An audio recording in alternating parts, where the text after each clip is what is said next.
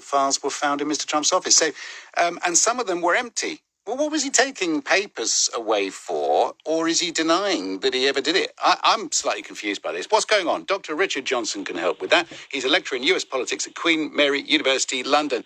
Good morning to you, Professor Johnson. Good morning. Right. These classified documents were there, or at least the folders were there, but some of them were empty. Where were the contents of those folders, do you suppose? Is there any explanation for that? The explanation that I've seen, which feels a silly explanation, but it could be a plausible one, is Trump liked to display these around Mar-a-Lago. So I've seen pictures of the bar in Mar-a-Lago, of various bits of presidential memorabilia, and in one of the pictures you can see an empty folder that says top secret classified. And so one wonders if he liked to keep the folders as souvenirs and to kind of put on display. I mean, they also did find substantive documents, but there were about 90 or 100 of these empty folders. I mean, it's possible that he's taken the documents out, but it looks like he also did display some of the empty folders around Mar-a-Lago. So he didn't display the contents around Mar-a-Lago as he and his buddies finished his round of golf and he had a pint of Guinness and was saying, look at this! No, from what I can see in the photos of his bar, it looks like they're just the folders on display, yeah.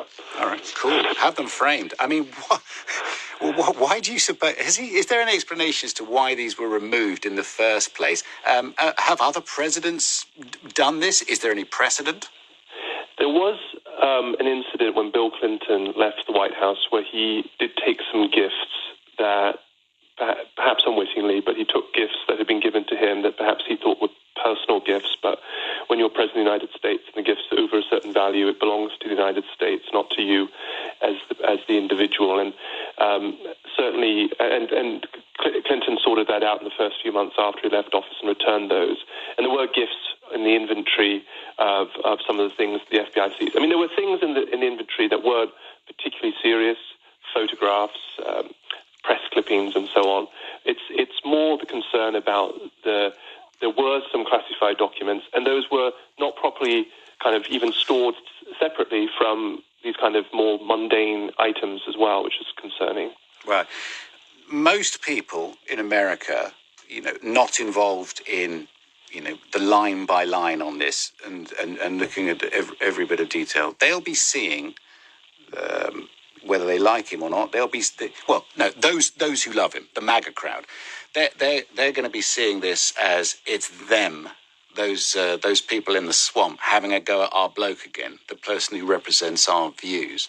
I'm not at all surprised to see that Donald Trump's popularity has risen quite dramatically since the raid. Are you? Well, I think you're right that there's going to be a narrative of grievance, and I think that Trump's political and legal strategy will be intertwined. And I think that the more that Trump finds himself in legal jeopardy, the more likely that he's going to put himself out as a political candidate. I think that the Justice Department and Merrick Garland, the Attorney General, is very wary of prosecuting him. I think if he was anyone else, or if he didn't have the prospect of running for president again, I think that there would be action taken against him, because it seems that there probably is a clear violation of the Presidential Records Act. But I think there's a wider awareness of the political ramifications being seen as the Biden administration taking on a legal strategy against Biden's likely opponent in the next election that makes this whole situation very difficult for the Biden administration to navigate. Look, I'm not living in America anymore, and you presumably you're not either, being a lecturer in US politics at Queen University.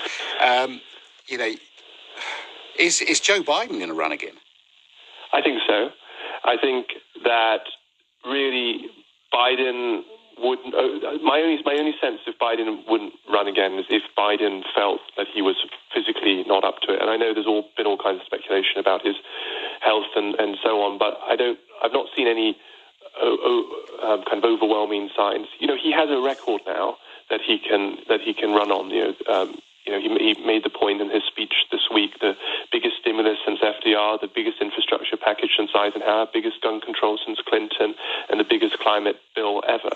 That's a story that he can tell of success, and we're not even 2 years into his presidency. So I think I think he would feel, I think he'd feel comfortable about running again, to be honest. And I think I read that there's over $1 billion that he's recommending for the continuing fight in Ukraine. That's right, and I think there's an example where he's been trying to build bipartisan consensus on that, and I think that's also something that he might want to point to. I mean, that situation becomes more difficult because of the ramifications in terms of the cost of living and oil and gas prices and so on, and American presidents are very sensitive to that. Of course, all leaders are, but one of the kind of metrics of how well a president is doing in the United States is often what's the price of gas at the gas station. Sure. So I think he'll be alive to that as well. Dr. Johnson, thank you very much indeed, lecturer in US politics, Queen Mary University in London. Susan Little Berkhamsted, we're talking about policing. Hello, Sue.